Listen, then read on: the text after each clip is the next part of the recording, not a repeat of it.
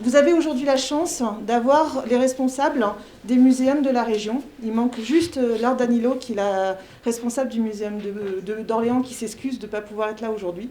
Mais tous les autres sont là, je vais vous les présenter.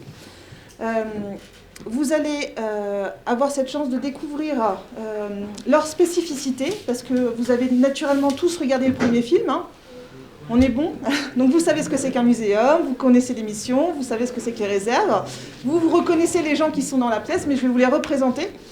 Vous avez Sébastien Machin, le responsable du muséum de Bourges, en premier lieu.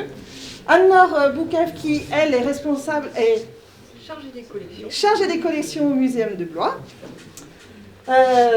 Pascal Giraudon, qui, lui, est le responsable du muséum de Blois.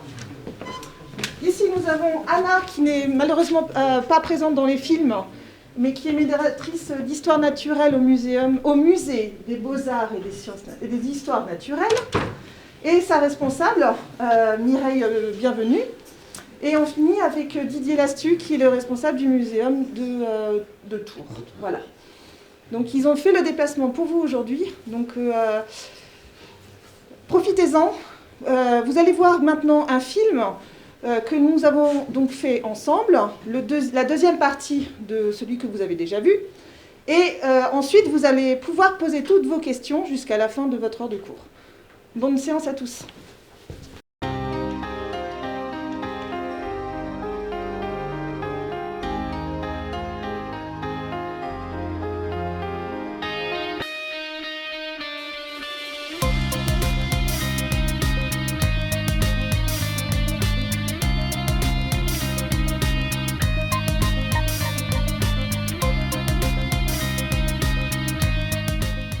Les muséums ont certes des collections, mais ce qui va faire aussi leur richesse et leur diversité, ce sont les équipes qui constituent ces différents établissements.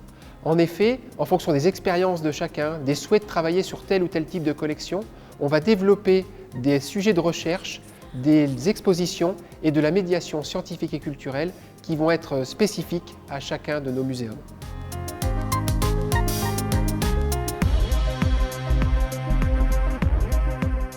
Alors l'intérêt d'avoir des collections pédagogiques, comme celle qui se trouve à côté de moi, c'est que le public va pouvoir se confronter à l'animal réel. Si on prend l'exemple de la foulque et de la poule d'eau, donc ce sont deux oiseaux qu'on peut rencontrer très facilement en bord de Loire, et bien là on va pouvoir directement se rendre compte que même si ce sont des oiseaux qui ont un mode de vie assez proche, une niche écologique identique, eh bien on va avoir des pattes qui sont quand même assez différentes finalement, avec des pattes plutôt adaptées à la nage chez la foulque avec ses pattes foliées en forme de feuilles, et au contraire des pattes avec des doigts très allongés chez la poule d'eau qui vont lui permettre de se déplacer plus facilement sur la végétation aquatique. Le musée présente aussi des dioramas, donc c'est une présentation beaucoup plus contemporaine qui permet de présenter l'animal dans son milieu.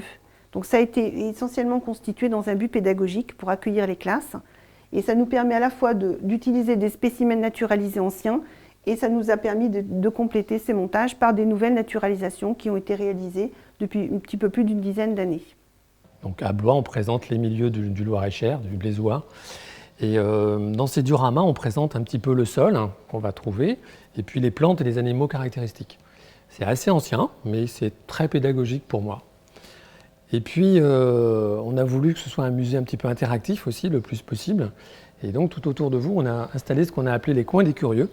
C'est des coins où on va pouvoir manipuler, on va pouvoir observer avec des loupes, on va pouvoir jouer de manière à approfondir un sujet. Donc, comme celui du mimétisme qu'on présente ici.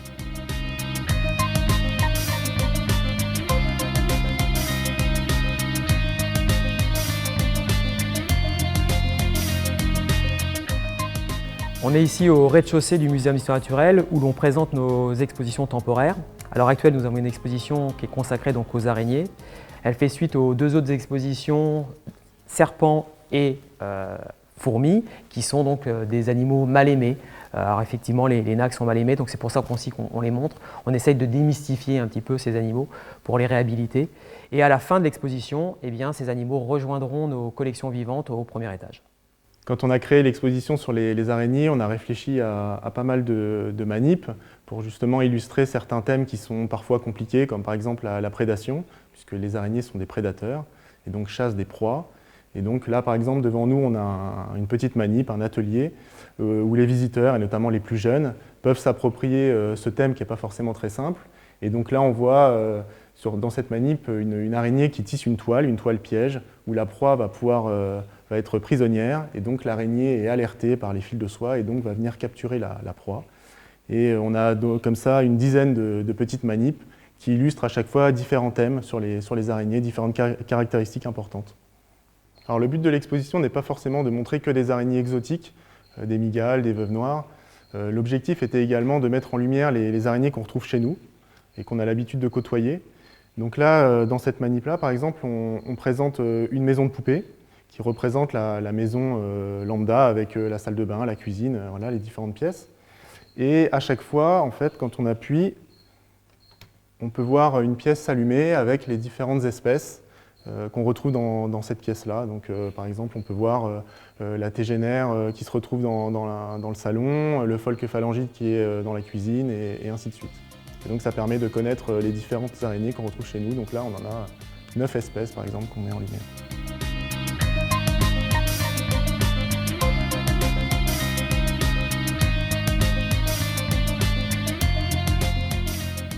Les coulisses d'un muséum sont toujours surprenantes et attractives pour le public.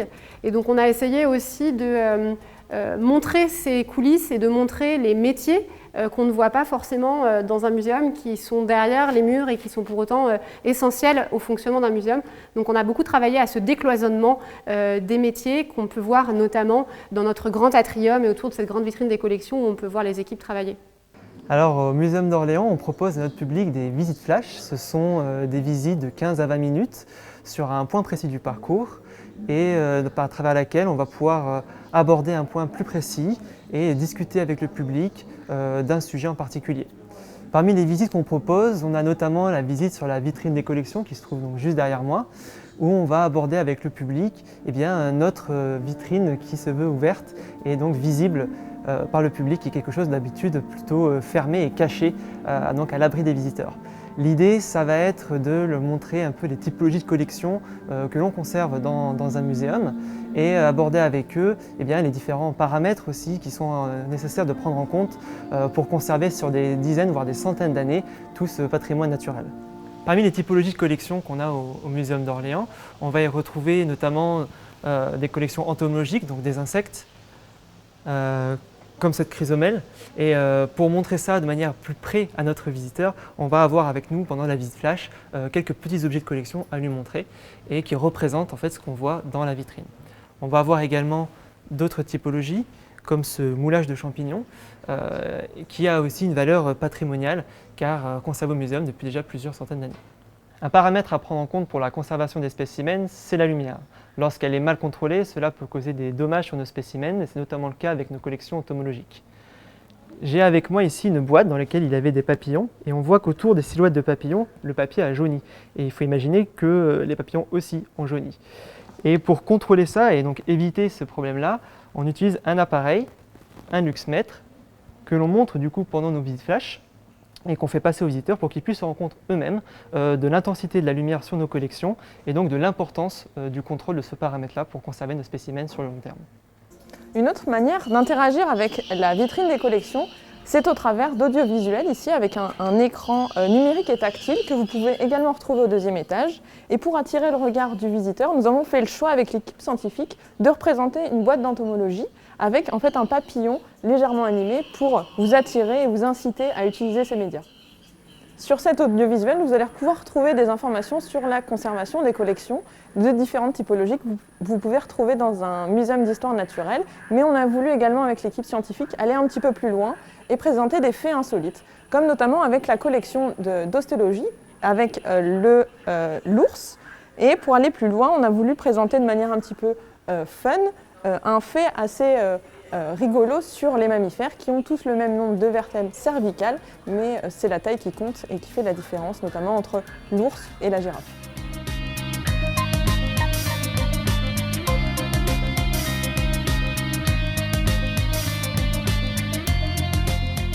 Alors, on a tendance à croire qu'un muséum surnaturel, c'est figé. Et en fait, non, on évolue au fur et à mesure que le monde évolue, les sciences évoluent, la nature évolue. Et donc on va à la rencontre de notre public avec un outil qu'on a appelé le Muséum Nomade, qui va nous permettre d'aller en bord de Loire, dans les jardins, pour rencontrer notre public. Donc une des particularités du Muséum de Blois, ça va être l'outil qui se trouve à côté de moi, donc le Muséum Nomade. C'est un outil qu'on a mis en place il y a quelques années maintenant. Donc c'est une charrette tout simplement qui est attachée à un vélo. Et donc cet outil va nous permettre de rayonner aux alentours du musée et de transporter du matériel et même des belles quantités de matériel, comme la longue vue qui se trouve à côté de moi ou des jumelles. Donc là ici, un exemple derrière moi, vous avez Blois et donc la Loire.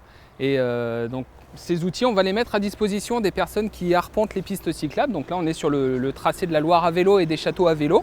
Et donc les touristes notamment vont, s'ils le souhaitent, s'arrêter et échanger pendant 5, 10, 15, des fois une demi-heure. Donc voilà, on essaie de se mettre à disposition du public et peut-être de leur donner envie ensuite de venir au musée qui se trouve au centre-ville. Alors l'intérêt de pouvoir mettre à disposition de tel matériel, eh bien, c'est justement que les touristes qui ne sont pas forcément équipés vont pouvoir observer de plus près la faune qu'on a la chance d'avoir dans le Val-de-Loire. Donc là par exemple, si on s'intéresse un peu aux oiseaux qui se trouvent sur l'île juste en face de nous, eh bien, on va pouvoir observer la diversité des oiseaux ligériens. Donc que ce soit les mouettes, moitrieuses, mélanocéphales, ou des sternes, naines ou pierres-garins qui viennent nicher sur cette île. Et d'autant plus, ces deux dernières espèces qui sont protégées, ça va pouvoir aussi nous permettre, par exemple, de parler de la protection de ces espèces, justement.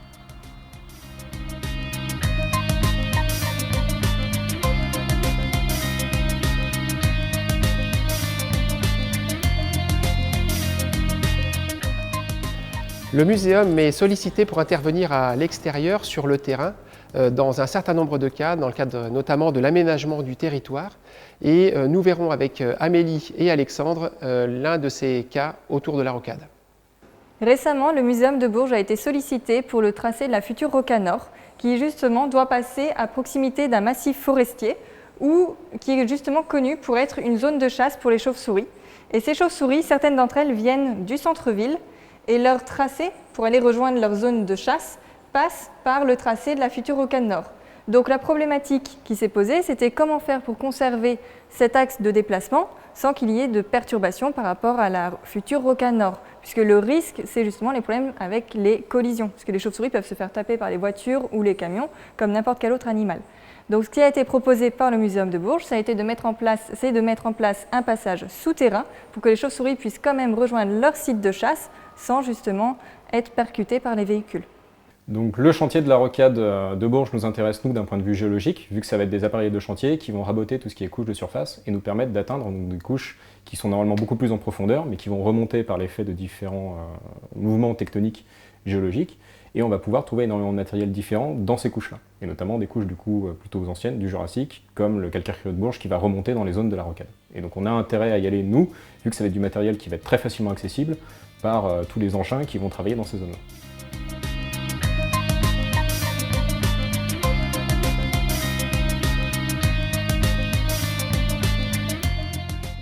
Pour la petite histoire, ce vivarium a été créé par la création donc, de la fourrière en 2007. On a été donc fourrière sur les nouveaux animaux de compagnie au niveau départemental. On a accueilli beaucoup d'animaux, on a recueilli pas mal d'animaux qui se retrouvaient vagabondants sur la voie publique, mais également issus de saisies, de personnes qui les détenaient illégalement. Et puis on s'est dit, que faire de ces animaux que l'on avait? Pourquoi ne pas les montrer au public? C'est pour ça qu'on a créé donc ce vivarium à peu près en 2007. Ce vivarium a évolué en 2012 où il y a beaucoup plus de terrariums, beaucoup plus d'animaux, beaucoup plus d'espèces présentées.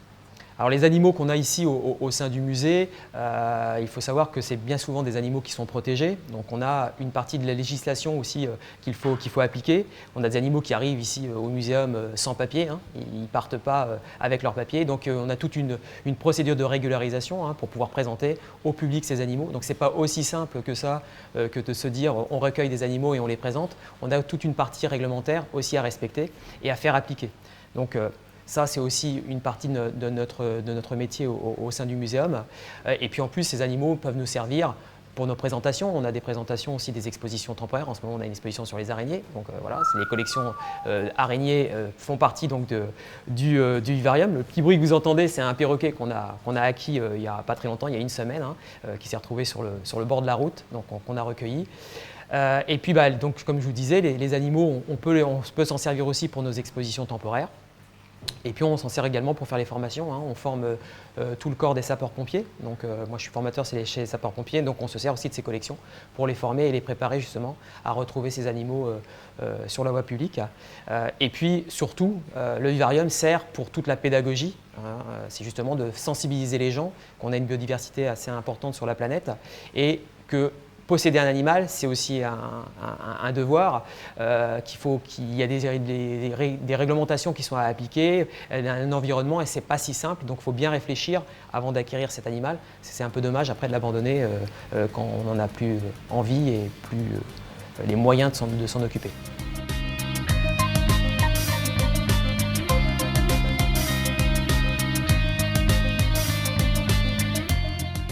Derrière nous, on peut observer un iguane. Alors cet iguane, on l'a récupéré sur la voie publique, il était chez une personne.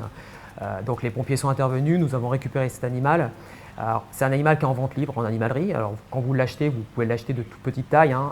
Par contre, c'est un animal qui va devenir de très grande taille, vous voyez, plus de 2 mètres de long. Il va lui falloir un terrarium très grand et malheureusement, eh bien, c'est souvent le cas, c'est que les gens n'ont pas les moyens de détenir cet animal lorsqu'il vieillit, il devient plus agressif aussi, et donc on l'abandonne. Donc nous, notre mission, c'est de bien faire prendre conscience aux gens que l'achat de cet animal, c'est un achat qui doit être raisonné et qu'il faut bien réfléchir parce qu'il faudra le détenir pendant 20 ans, tout au long de sa vie, et de ne pas le relâcher surtout sur la voie publique.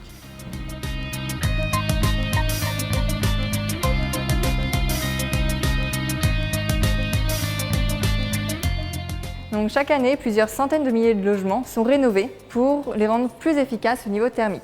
Le problème, c'est que des chauves-souris aiment se mettre dans les disjointements des immeubles, dans les espaces au-dessus des fenêtres, etc. Donc quand on vient rénover un bâtiment, on vient colmater toutes ces fissures, tous les disjointements. Donc la question qui s'est posée, c'était de sauver les chauves-souris qui étaient dans les bâtiments rénovés. Donc le Muséum de Bourges a proposé justement un nouveau concept de nichoir, donc, que l'on voit ici. C'est un nichoir que l'on vient intégrer dans la façade du bâtiment, dans la nouvelle isolation thermique. Il est totalement entouré par l'isolation et par-dessus, on vient poser le nouveau bardage. Donc de l'extérieur, tout ce qu'on peut apercevoir, c'est uniquement cette fente horizontale, comme une fente de boîte aux lettres. Et donc les chauves-souris, après travaux, ont toujours un espace pour elles, pour venir s'y installer. Donc ce concept a été mis en place pour la première fois en France par le Muséum de Bourges sur le site de l'IUT de Bourges. Donc c'est un bâtiment qui a été rénové, donc avec une nouvelle isolation thermique par l'extérieur. Et donc le Muséum de Bourges a proposé d'installer 6 nichoirs répartis de part et d'autre sur le bâtiment. Donc nous avons fait un suivi de la colonisation de ces nichoirs et les retours sont extrêmement positifs puisque la totalité des nichoirs est occupée par les chauves-souris. Donc le concept est validé et désormais on peut le diffuser au niveau national puisque c'est une première en France. Il fonctionne et ça peut permettre justement d'accueillir des chauves-souris dans d'autres bâtiments qui vont être rénovés.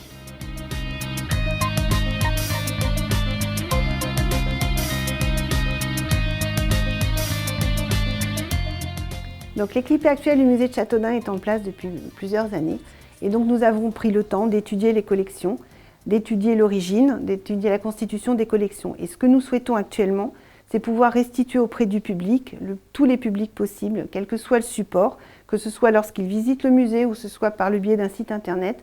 Nous souhaitons restituer en fait les connaissances que nous avons pu acquérir pour permettre au public de prendre en compte toutes les données que l'on peut avoir sur les collections du musée.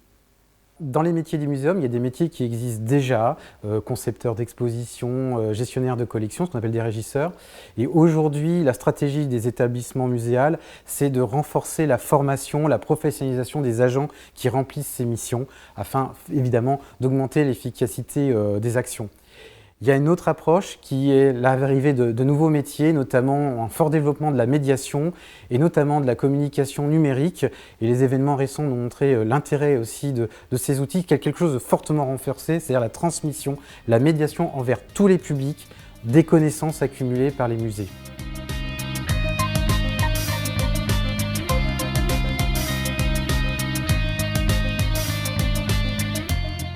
Les muséums n'ont jamais été autant dans l'actualité qu'aujourd'hui. Par le biais des collections qu'ils ont amassées au cours du temps, ils donnent des informations sur les questions de changement climatique, de biodiversité, d'impact de l'homme sur son milieu et sur les paysages. Aujourd'hui, toutes ces collections permettent à des visiteurs qui ne sont pas des spécialistes, qui ne sont pas les naturalistes ou les scientifiques que l'on avait par le passé, de venir, de découvrir et de se questionner par rapport à ces grands enjeux de société. L'un de ces exemples qui montre ce brassage des publics est celui que nous avons derrière avec cet arbre qui a été réalisé par 4 jeunes adultes qui sont en hôpital de jour à l'hôpital George Sand avec la mission locale qui a permis de valoriser professionnellement leur parcours et l'artiste Gilles Gabry qui a aidé à fabriquer cet arbre, cette place du village, cet arbre au palabre. Alors, l'avenir du Muséum de Tours, c'est de continuer à proposer une ouverture sur le monde, à fournir effectivement de la connaissance, à transmettre des informations scientifiques objectives, éclairées, à une époque où effectivement on croule sous les fake news. Et notre but, et c'est par exemple le rôle de la bibliothèque du Muséum, qui est accessible à tous, c'est d'avoir accès à cette information, à cette connaissance. Au Muséum d'Orléans, on vient de rouvrir et pourtant on se projette encore dans nos futurs, dans les futurs peut-être des muséums aussi, avec le développement en cours d'un projet de tiers-lieu. Donc sur cet espace où on se trouve ici, le 4 tiers, un tiers-lieu, donc un espace de vie, un espace que doivent s'approprier un certain nombre d'acteurs, de partenaires, mais bien sûr aussi le grand public pour que ce projet puisse voir le jour. Parmi les enjeux qu'on souhaite travailler ici, il y a notamment le rapport entre le musée et le public et plus largement le rapport entre ceux qu'on appelle les sachants et ceux qu'on appelle les non-sachants. Et on souhaite vraiment aujourd'hui aller vers un partage des savoirs, un partage de la culture scientifique et permettre à tous finalement de trouver une place dans cet échange des savoirs. On souhaite aussi travailler les notions d'esprit critique et de lutte contre le prêt-à-penser au travers diverses actions, certaines qui sont encore à mettre en place et d'autres qui sont déjà présentes dans cet espace de tiers-lieu au 4 tiers. Et notamment, j'ai à l'esprit un facsimilé de campagne électorale qu'on a réalisé autour du tardigrade. Donc on a un petit slogan « Votez tardigrade ». Pour nous, c'était un moyen de présenter un biais cognitif qui est un biais de simple exposition où plus on voit quelque chose, plus on va avoir tendance à y adhérer. Et donc finalement, c'est aussi au travers d'actions de ce type qu'on va pouvoir permettre à chacun d'avoir davantage de clés en fait, pour se saisir des enjeux qui sont autour de lui dans son environnement.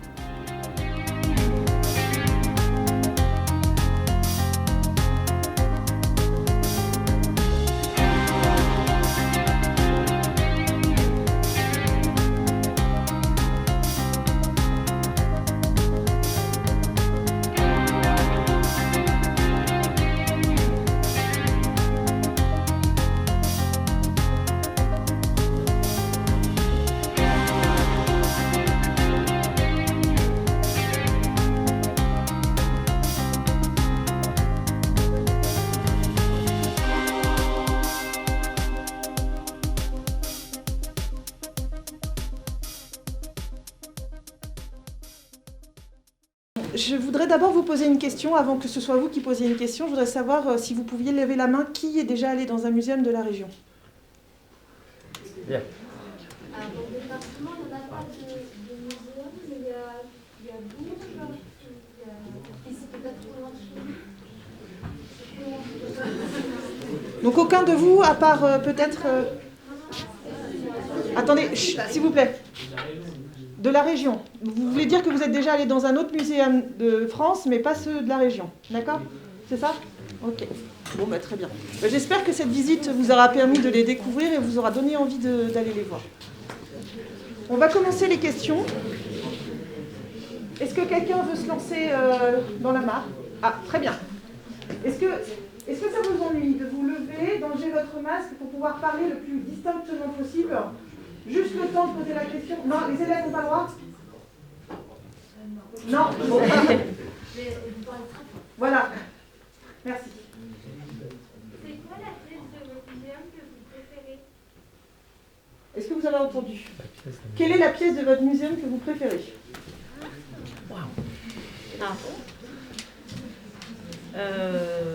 Ben, moi, ça va être très simple. Hein. Comme je suis passionnée par la nature, les animaux, ça va être la section où il y a les 2 salles d'histoire naturelle. C'est vraiment ma partie préférée. À Châteaudun. À Châteaudun. Alors pour le muséum de Tours, on a un gorille naturalisé que j'aime beaucoup et en plus il y a une histoire très particulière. Donc voilà, c'est cette pièce-là qui m'a marqué et que j'aime particulièrement. Alors, nous, à Blois, on a un hippopotame naturalisé qui s'appelle Georges. Et c'est pareil, il y a une histoire particulière qu'on a pu retracer récemment. Et donc, Georges est dans la salle d'exposition temporaire parce qu'il est trop gros pour qu'on le mette ailleurs. Et donc, en fait, il veille sur nous quelque part. C'est un peu notre ange gardien. Enfin, c'est notre mascotte. Et on aime bien le saluer en passant devant. Voilà. Alors pour Bourges, et pour moi ça sera Hans, après Georges. Hans qui est le premier éléphant d'Asie ramené en France par Napoléon Bonaparte.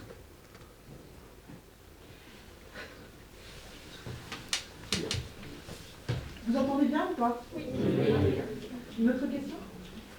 Vous avez fait quoi comme métier pour Comme étude. Je pense que ça va être très divers.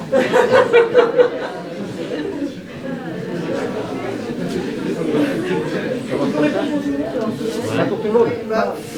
Il y en a un qui est exceptionnel. Alors pour tout le monde, ça va être difficile de répondre parce qu'on est tous de générations différentes, de parcours différents. Pour beaucoup, on a fait des études de biologie, je ne me trompe pas? Non. Mis à part, pas tout à fait. On va avoir un parcours un peu différent. En fait, c'est ça qui est intéressant dans un muséum, c'est que finalement, ou dans un musée au sens large, c'est que finalement, vous allez côtoyer des gens qui ont, des collègues qui ont des parcours totalement différents. Des gens qui sont allés très très loin dans certaines spécialités au niveau des études, et d'autres pas. Et c'est ça qui fait la richesse, je pense, parce que justement, on a une diversité dans nos parcours. Voilà. J'ai bien répondu, hein? Très bien. Alors, il faut savoir aussi que dans les musées, effectivement, il y a toutes sortes de métiers. Ça va de l'agent de surveillance jusqu'au directeur de la structure. Ça va balayer d'une part des gens qui vont s'occuper de la documentation, des personnels administratifs, et après, effectivement, des gens qui vont s'orienter soit vers la recherche des collections. C'est pour ça que dans un musée, on a 2 sections. On a la recherche des collections et le responsable des publics. Et donc, dans les publics, il y a de plus en plus de médiateurs. Et c'est des choses qui n'existaient pas dans les musées il y a 35 ans. Donc, pour notre cas, nous, on est arrivés au musée de Châteaudun, effectivement, il y a à peu près 35 ans. Et toute cette déclinaison de métiers n'existait pas. Donc, nous, on a vu complètement l'évolution au sein de ces structures, avec d'une part des grades au niveau de la fonction publique qui sont arrivés, des formations qui sont arrivées. Alors maintenant, effectivement, il y a des formations universitaires qui peuvent préparer à ces métiers, ce qui n'était pas le cas avant. Et si je peux ajouter, on a aussi dans le cadre de nos métiers la possibilité de suivre des formations régulièrement pour mettre à jour nos connaissances ou développer de nouvelles compétences. C'est d'ailleurs un point très important, c'est que c'est vrai que c'est des métiers où la formation, on va dire continue, est très importante. Et on essaye de plus en plus de développer les échanges entre professionnels parce qu'il y a des retours d'expérience, il y a des échanges à faire. Et c'est quelque chose qui se développe de plus en plus, parce que c'est très très important en France, mais de plus en plus aussi avec d'autres pays européens, avec voilà, si on a la possibilité, soit par les thématiques qu'on aborde nous dans nos établissements, soit effectivement par des rencontres professionnelles plus larges. Donc c'est un point très très important. Bon, je vais ajouter juste pour vous rassurer dans vos études, moi je n'ai qu'un petit BTS, je ne suis pas allé bien loin. Hein. Je suis rentré par le biais de la médiation dans le musée, puis petit à petit, arrivé presque tout en haut, quoi. Et pour voir des choses complètement différentes tout au cours de ma carrière. Et j'espère bien que ce n'est pas fini. Parce qu'effectivement, nous sommes tous des musées territoriaux. Donc on fait partie de la fonction publique territoriale. Donc il y a des sections, des grades, des concours. Et ça, effectivement, on a la possibilité de monter et d'évoluer dans la carrière. C'est tout à fait possible au sein de nos musées. Alors ce qu'il faut savoir aussi, et c'est un peu le charme de nos métiers, c'est qu'on ne fait jamais 2 jours de suite la même chose. Il n'y a jamais de routine, jamais. entre nos différentes structures, entre les gens qu'on va rencontrer tout au long de la journée. On peut passer comme ça de classe à Argenton à la rencontre avec un spécialiste mondial dans telle ou telle espèce, après avec une classe de maternelle, après avec un collègue, enfin voilà, on est constamment dans des rapports et des relations avec des publics et des personnes vraiment très différentes les unes des autres. Il n'y a jamais 2 jours pareils.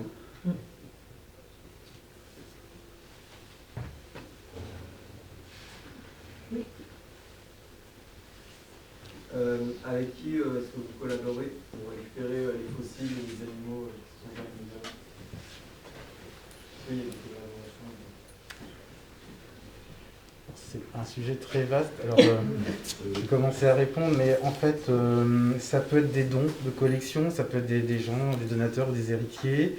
Effectivement, ça peut être le travail avec des scientifiques qui eux-mêmes collectent des collections ou aident à collecter des collections. Ça peut même être nous-mêmes qui allons on va dire, récolter ou constituer ces collections. C'est très varié. Après, je laisse mes collègues... Dans cette logique justement d'acquisition et d'enrichissement des collections, ce qu'il faut comprendre, c'est qu'on n'est pas en concurrence les uns avec les autres, mais qu'on travaille plutôt en partenariat les uns avec les autres, et qu'en fonction des types de dons, par exemple, que l'on peut avoir de collections, je sais pas, une grosse collection de fossiles, parce que c'était le sujet par exemple, si jamais on se rend compte que c'est une collection de fossiles qui est intéressante pour un muséum, mais que par exemple, à Bourges, on n'a pas la capacité d'accueillir cette collection parce que nos réserves sont déjà pleines ou parce que ce n'est pas un sujet qui nous intéresse, par exemple. On va renvoyer en fait l'information aux autres muséums de la région ou de France pour savoir si d'autres sont intéressés à notre place. L'important, c'est que la collection, ce don, arrive dans un muséum ou dans un musée, enfin qu'il arrive dans un établissement où il sera conservé, où il y aura de la recherche de fait dessus et où on pourra exposer à un moment ou à un autre. Ça, c'est vraiment important. Au niveau des spécimens naturalisés, donc effectivement, parfois on nous propose l'animal déjà naturalisé, parfois on a la possibilité de le récupérer, l'animal mort. Donc dans ces cas-là, effectivement, on a dans les musées, puisque après ça va, si on souhaite le faire naturaliser, on va l'envoyer chez un taxidermiste, et à ma connaissance, en tout cas en région Centre, aucun muséum n'a de taxidermiste à domicile en permanence. Donc en attendant, l'animal doit rester en congélateur. C'est la seule solution que l'on a pour les conserver. Et donc parfois on va conserver l'animal même si à court terme on n'en a pas un besoin réel. Puisque ça peut encore une fois intéresser un autre muséum. Et parfois ça peut aussi intéresser lorsqu'un chercheur fait des recherches sur l'ADN par exemple pour vérifier les diffusions des populations dans certaines espèces. D'où viennent principalement les animaux que l'on a chez nous? Est-ce que c'est plutôt d'Europe du Nord ou d'Espagne? Une fois on a vu la question. Oui. Donc voilà, donc on a des congélateurs tous. Voilà, et on conserve en attente de naturalisation, puisqu'après c'est une autre procédure administrative, puisque la plupart sont des animaux naturalisés. Alors, ils proviennent soit d'accidents, de chocs contre les voitures, baies contre des baies de véranda entre autres. Et puis, il y a tout ce qui est parc animalier ou autre, qui nous proposent, dans certains cas, lorsqu'ils font le vide de leur congélateur à eux, une liste d'animaux, et qui vont ensuite proposer au muséum de toute la France de venir simplement. Et dans ce cas-là, ce sont des dons, et ça nous permet à nous de compléter des animaux, ce qu'on va appeler frais, dans des nouvelles positions, et de compléter nos collections.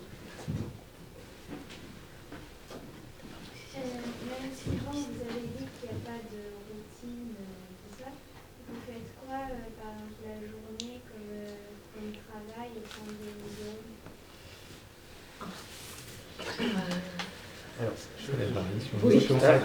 ça va varier aussi en fonction des établissements, parce qu'on a des établissements qui sont plus ou moins grands. Donc dans les petits établissements, on a tendance à être assez polyvalent dans nos missions. Dans les plus grands établissements, il y a une séparation des tâches qui est plus marquée. Alors c'est vrai qu'il n'y a pas Orléans aujourd'hui qui est le plus grand, voilà. Mais c'est vrai que pour ma part, je m'occupe aussi donc, des expos, mais il y a aussi la partie administrative, un peu de comptabilité, gestion des équipes, c'est du management, c'est de la gestion. Mais après, effectivement, en fonction de la taille des établissements, des missions à remplir, ça va énormément varier.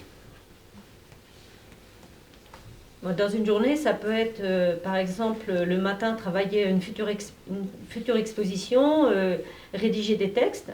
Et puis l'après-midi, ça va être de la médiation, c'est-à-dire on reçoit des scolaires avec lesquels on va travailler sur un thème particulier qui va être développé sur 1 heure, 1 heure et demie en fonction de l'âge des enfants. Ça peut être aussi travailler sur le récollement ou l'inventaire des collections, c'est-à-dire qu'on identifie un spécimen qu'on n'avait pas encore jusqu'ici réussi à identifier. Ça va être, on lui donne un numéro, on fait un constat d'état, on regarde dans quel état il est, on note tout sur ce spécimen, on lui donne un numéro d'inventaire, ou bien alors le récollement, ça va être de vérifier que l'animal qu'on a dans nos collections, qu'il est bien présent, on vérifie son état, s'il est toujours dans le même état qu'on l'a vu lors de l'inventaire. On prend des mesures, ça va être de répondre à un courrier, ça peut être vraiment très très varié sur une journée. Et puis à l'inverse, on peut parfois consacrer toute une journée à faire ce qu'on appelle donc du récollement, vérifier que les spécimens dans une collection sont toujours là. Donc on remplit des champs précis, voilà. Ça peut être prendre un petit fourgon pour aller chercher une collection qu'un autre musée va nous prêter. Oui. Le rapporter, puis après basculer à la fabrication du mobilier pour une exposition, la scie, le marteau, la peinture, la rédaction des cartels, enfin voilà, tout ce que vous pouvez voir dans une expo, quoi. Et puis des parties moins drôles, comme aussi gérer l'aspect financier, donc tenir le budget à jour, voir où on en est au niveau des dépenses, planifier, voilà, et chercher aussi de nouvelles idées. Enfin, c'est vrai que c'est extrêmement varié, quoi. On passe vraiment, enfin des fois du coq à l'âne, comme on dit, ah oui, plusieurs fois par jour, voilà, ou pas, ou des fois, parce que, voilà, on sait plus où on est. Et c'est très enrichissant. En fait, c'est comme si on se formait en permanence. Voilà. Moi, j'ai l'impression d'être, je vais pas dire tout le temps à l'école, parce que c'est pas pareil, mais j'apprends en permanence. Enfin, et puis, il y a toujours des surprises. Oui. Comme on montrait dans le film, hein, c'est-à-dire que vous allez avoir quelqu'un qui va vous amener un spécimen vivant. Il va falloir, nous à Bourges, on est spécialisé sur les chauves-souris. Donc il va falloir répondre en urgence à quelqu'un qui n'ose plus rentrer chez lui parce qu'il y a une chauve-souris qui est rentrée dans la chambre et donc elle est en stress total. Et finalement, on n'est jamais dans une routine. Ça, c'est vraiment quelque chose qui fait la richesse de nos métiers. Et en plus, on n'est pas isolé, hein, on est intégré à des collectivités, donc il y a des échanges aussi avec d'autres services. Et effectivement, on sert aussi l'intérêt général parce qu'on répond à des besoins, soit de la collectivité, soit même effectivement des gens, des habitants qui, nous c'est avec les serpents, voilà, les pompiers nous appellent en disant, voilà, la personne a un serpent chez elle, qu'est-ce qu'on fait voilà. Après, il peut y avoir des phobies, il peut y avoir un doute aussi sur la dangerosité de l'animal. Et c'est vrai que c'est pas forcément prévu, hein, mais quand on nous appelle, il faut quand même répondre voilà, pour aider les personnes et pour résoudre le problème. Et même par rapport à ça, même quand l'animal est déjà mort ou est naturalisé, si c'est par exemple une espèce protégée, que la personne ne veut pas la garder, on doit la prendre parce qu'il faut la sortir en fait du marché, entre guillemets, pour être sûr que ce ne soit pas une pièce qui soit revendue et qui puisse alimenter le trafic d'animaux sauvages, voilà, d'espèces protégées. Donc le muséum a aussi un rôle à jouer à ce niveau-là, et aussi de prévention et d'alerte par rapport aux particuliers, de leur dire voilà, c'est une espèce protégée, vous ne pouvez pas la vendre, vous pouvez pas... Nous on va la récupérer, on va l'OFB, donc l'Office français de la biodiversité, donc la police de l'environnement va être au courant qu'on a cette pièce, on va la régulariser, on va faire ce qu'il faut et voilà, ça permet de contribuer à la protection des espèces. Pouvoir la détruire si voilà. S'il n'y a pas d'intérêt à la garder, au moins on est sûr que ça ne repasse pas dans un marché souterrain, quoi. Voilà. Est-ce que les muséums de la région collaborent avec la recherche en ce moment? Oui, tout le temps. Tout le temps, ça c'est une vraie force des muséums aujourd'hui. C'est que finalement toutes ces collections qu'on a amassées tout au long des histoires de nos différents musées, elles servent encore aujourd'hui. Enfin, elles servent encore plus aujourd'hui par rapport à des études sur la biodiversité, sur le changement climatique, sur l'impact de l'homme sur son environnement. on est très souvent sollicité pour faire des prélèvements ADN, des études sur la pollution, sur de la diversité d'espèces, sur la découverte de nouvelles espèces. Alors il n'y a pas besoin d'aller très très loin, hein, il n'y a pas besoin de partir à l'autre bout du monde pour découvrir de nouvelles espèces. Tout le monde connaît la taupe. La taupe. Mais en fait, on a découvert à la fois par ce qui se passait sur le terrain et puis par nos collections que finalement en France, il n'y a pas une espèce de taupe, mais il y en a deux. Voilà. Une qui vit plutôt dans le nord, une qui vit plutôt dans le sud. Et la limite entre les deux populations qui sont deux espèces distinctes, ben, c'est à peu près notre région. Voilà. Et ça a été découvert il y a 4-5 ans, hein, pas plus. Et pareil pour le crapaud. Crapaud, pareil. Voilà. Et puis ça peut être la découverte d'espèces déjà éteintes. En fait, nous par exemple, on a des paléontologues qui réétudient la faune de la région centre, surtout du Miocène, donc il y a à peu près 15 millions d'années. C'est toute une équipe de paléontologues qui travaillent en Suisse et en Allemagne, et aussi en Autriche. Et là, ils sont venus il y a quelques années pour réétudier certains de nos fossiles, parce qu'ils s'étaient aperçus qu'il y avait peut-être une espèce qui était passée inaperçue. Et en fait, il se trouve qu'on a de nombreux ossements de ce fossile. Et là, donc, on commence à voir les résultats de leur recherche, parce que les travaux prennent souvent plusieurs années. Donc on va pouvoir les aider à restituer un petit peu leurs travaux au travers d'une exposition, à travers des conférences aussi. Parce que l'intérêt aussi, c'est de communiquer tout ça, toutes ces données au public. Et voilà, c'est des travaux aussi qui vont permettre de comparer des situations du passé, enfin, des paysages passés avec des paysages actuels, et voilà, ouvrir un petit peu les connaissances. La question de la recherche, en fait, et des études scientifiques va dépendre vraiment de ce que l'on met comme information sur nos bases de données, sur nos bases d'inventaire, en fait. Plus on va être précis par rapport à nos spécimens, sur les inventaires que l'on fait, sur l'espèce, quand est-ce qu'il a été prélevé, qu'est-ce qu'on a fait comme recherche dessus, plus on va mettre ça sur Internet, sur les bases de données internationales, plus on risque d'avoir justement des scientifiques spécialistes de cette espèce qui vont aller trouver cette information et du coup nous contacter. Et c'est vrai qu'avec Internet, finalement, même si on est en région centre, donc très loin du reste du monde finalement, on va avoir des contacts avec le monde entier, avec des spécialistes, des chercheurs du monde entier, des scientifiques du monde entier, qui finalement vont nous contacter par rapport à leur travail de recherche sur telle espèce. Donc ce qui est important pour nous, pour pouvoir avoir ces informations et mettre en place ces études, c'est vraiment de livrer toutes nos informations sur ces bases de données. Il y avait une question devant depuis tout à l'heure. Et quand vous dites que pour les collections d'animaux naturalisés, ça provient de dons ou des réserves, c'est uniquement dans les réserves ou il y en a d'autres? Parce que pour préparer toute une collection, il en faut beaucoup quand même, les animaux.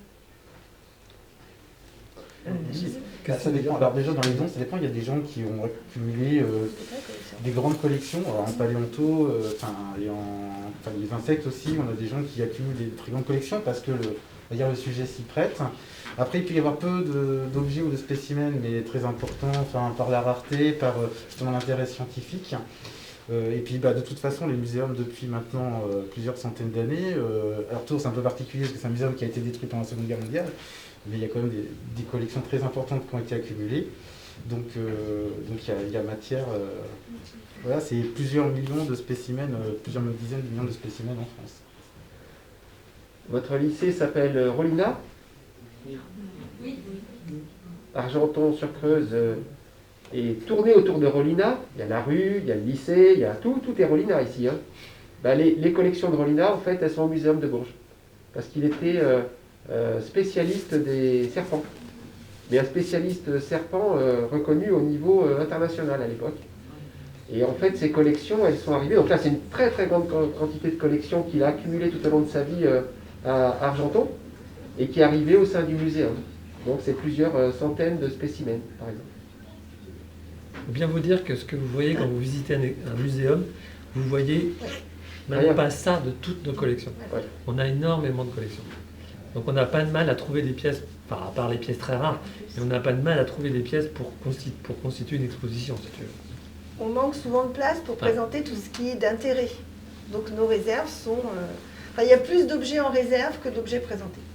Beaucoup plus. Beaucoup plus. Est-ce que ça vous est déjà arrivé qu'un animal s'échappe? Ah, les nôtres, ils sont morts. Oui, alors je pense que c'est plutôt Tours qui est concerné. Oui, ça arrive. Ça peut arriver, l'erreur, c'est une erreur humaine, hein, c'est-à-dire effectivement une porte qui est mal refermée. Voilà, donc ça fait partie des obligations professionnelles. C'est rappel à l'ordre, hein, parce que sur le vivant, déjà pour le bien-être de l'animal, il faut qu'il reste quand même dans un environnement qui est le vivarium, terrarium, où il va être dans des conditions de chaleur, de lumière, d'humidité qui sont conformes. Alors la seule chose, c'est que nous, on n'a pas, à une exception près d'espèces dangereuses. Donc comme c'est effectivement, comme ça a été dit dans le reportage, c'est surtout des saisies, c'est des animaux du commerce, donc même s'il y a des espèces plus rares, on n'est pas sur des espèces dangereuses.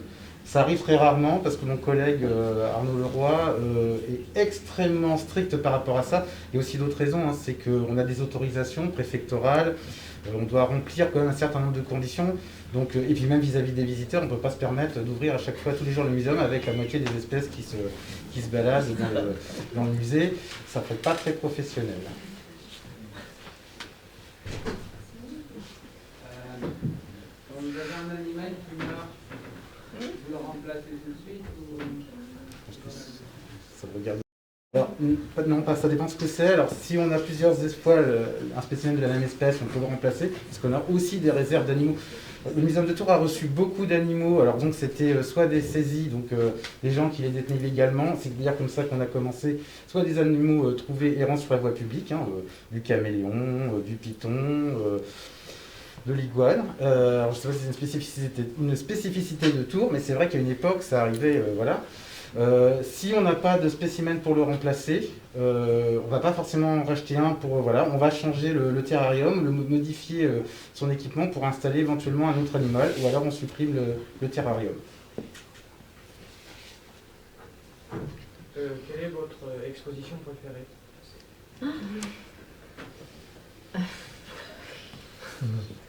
Dans le musée? Oui. Alors, on les aime toutes. Il y a pas de... Voilà, il faut savoir déjà une exposition, on la prépare un an en amont. C'est des choses quand même que l'on a réfléchi. Elles sont toujours, très souvent à notre initiative, donc c'est des choses sur lesquelles on souhaite communiquer ou autre.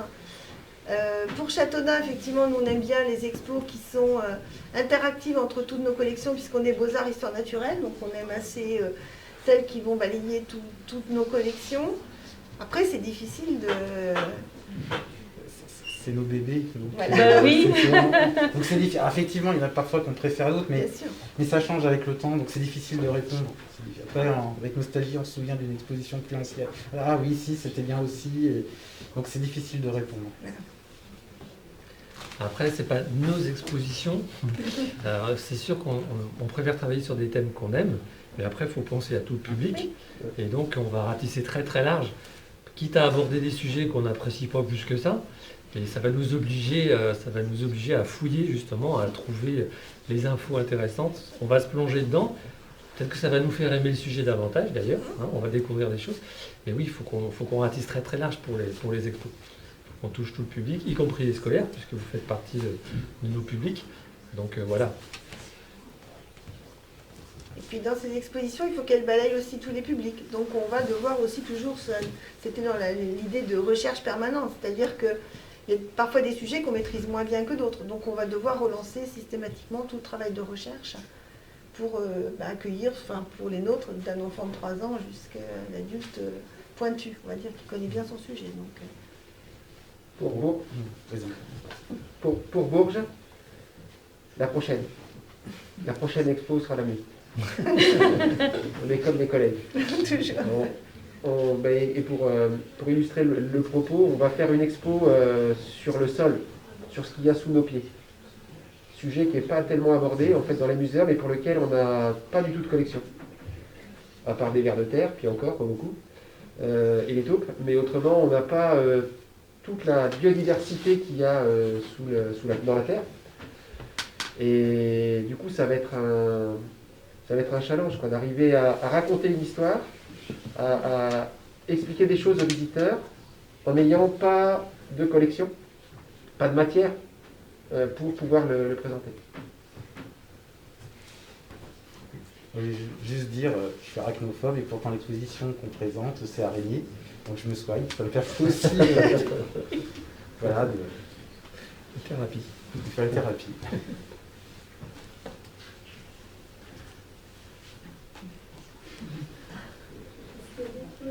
Il y avait une autre question. Bien sûr. Vous aviez parlé d'animaux qui ont une histoire plutôt particulière. Bah, du coup, vous m'avez intrigué. J'aimerais savoir quelles sont les histoires de vos animaux les plus exotiques. L'histoire la plus... Alors, je vais commencer, et c'est hors région. C'est hors région, c'est hors animal. Avant, je dirigeais le muséum de Rouen, en Normandie. Et en fait, dans le cadre des collections et des inventaires qu'on faisait sur les collections qu'il y avait au sein de ce muséum, on a retrouvé une tête maori. Donc une vraie tête humaine, avec sa vraie peau, ses vrais yeux, ses vraies oreilles, son vrai nez, ses vrais cheveux, tatoués partout. Et on a questionné justement par rapport à ce qu'était un reste humain dans un musée. Est-ce qu'un reste humain, est-ce qu'une tête c'est un reste humain ou un objet de collection? Et puis on a questionné la France sur le fait de savoir si on pouvait restituer cette tête à son peuple d'origine, en Nouvelle-Zélande, aux Maoris, non pas pour qu'ils la mettent dans un musée, mais pour qu'ils la mettent en terre. Voilà. Ça c'est le... Et ça donnait lieu à une loi, ça a questionné justement la société sur notre relation à la mort et notre relation justement aux restes humains. Qu'est-ce qu'un reste humain? Qu'est-ce qu'un objet de collection, etc. Donc ça peut être des sujets de société très très larges. Voilà, mais c'était hors région. Pour rebondir là-dessus, ça a été plus loin, parce que je ne sais pas si vous avez suivi l'info, mais la France a restitué il n'y a pas longtemps des pièces au Mali, au Bénin, pas des pièces humaines, mais des pièces de collection. Donc c'est leur histoire, des pièces qui avaient été ramenées au temps de la colonisation. Donc voilà, les collections bougent, l'histoire bouge. Ouais. Les collections africaines, par exemple, les collections d'objets africains, sont toutes en Europe. C'est-à-dire que pour les populations africaines de tel ou tel pays, comme par exemple au Bénin, avec cette restitution, ils n'ont pas la possibilité de raconter leur histoire dans un musée aux visiteurs et aux scolaires parce que finalement toute leur histoire a été prise par les différents pays qui ont colonisé à un moment et qui ont récupéré cette histoire. D'accord ? Et aujourd'hui, il y a un retournement de situation qui est intéressant, qui pose question dans nos métiers, sur le fait que ces pays d'origine demandent à récupérer en fait leur histoire, à récupérer les objets qui faisaient leur histoire. C'est comme si nous, en France, le Louvre n'existait pas et que tous les objets qui sont au sein du Louvre, à Versailles, etc., étaient dans d'autres pays du monde et du coup on n'a pas les moyens de raconter notre histoire. On n'a pas les objets permettant de raconter notre histoire. Donc ça questionne par rapport à la relation que l'on a avec les différents pays et l'histoire commune que l'on a et comment tout ça s'est passé.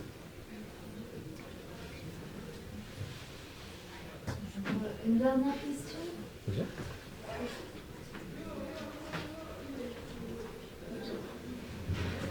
Qu'est-ce qui t'a donné envie de travailler dans le muséum?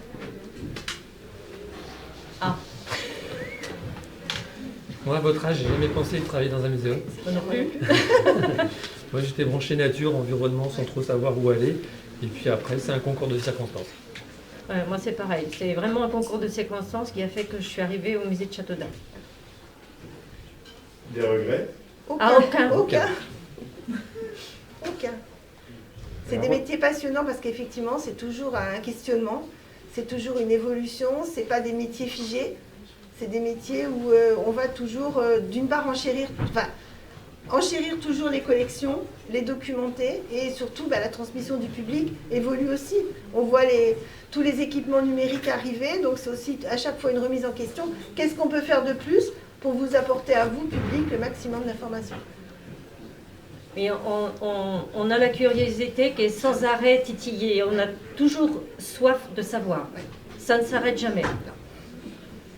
Mais moi, par exemple, je voulais faire un métier qui ait du sens. Je voulais vraiment travailler dans la transmission du patrimoine, la conservation du patrimoine. Je ne pensais pas atterrir en muséum d'histoire naturelle, mais j'ai aussi une formation, j'ai une formation en histoire de l'art, mais aussi un petit peu en biologie. Et j'hésitais entre le domaine animalier et le domaine plus vraiment patrimoine au sens classique comme on l'entend. Et en fait, là, c'était pour moi une super opportunité, vraiment une découverte, une révélation, parce que pour moi, ça a du sens de contribuer à partager et à transmettre ce patrimoine naturel, à permettre à des chercheurs de travailler dessus. Et puis surtout, avec toutes les problématiques environnementales qu'on a maintenant, ça a un sens encore plus fort. Vraiment, ça correspond vraiment à mon éthique. Donc, je ne me vois pas travailler dans un autre domaine. Après, je ne sais pas de quoi est fait la vie, mais en tout cas, voilà. C'est trop tard. Je dis pas que c'est trop tard. Alors moi,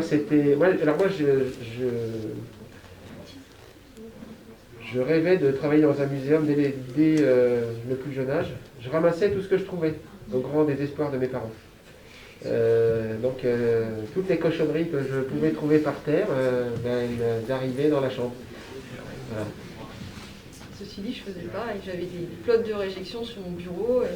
Il faisait un peu chaud, ça grouillait. Ma mère était absolument horrifiée.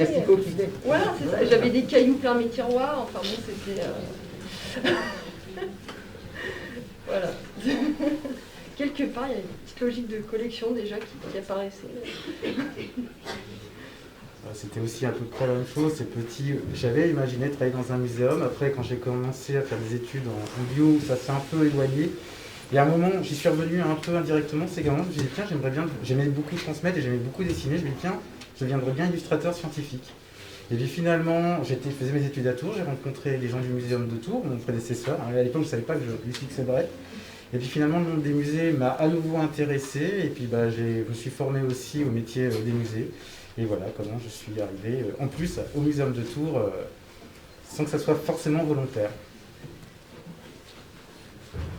Très bien. Je crois que vous avez encore cours cet après-midi. Merci. Merci.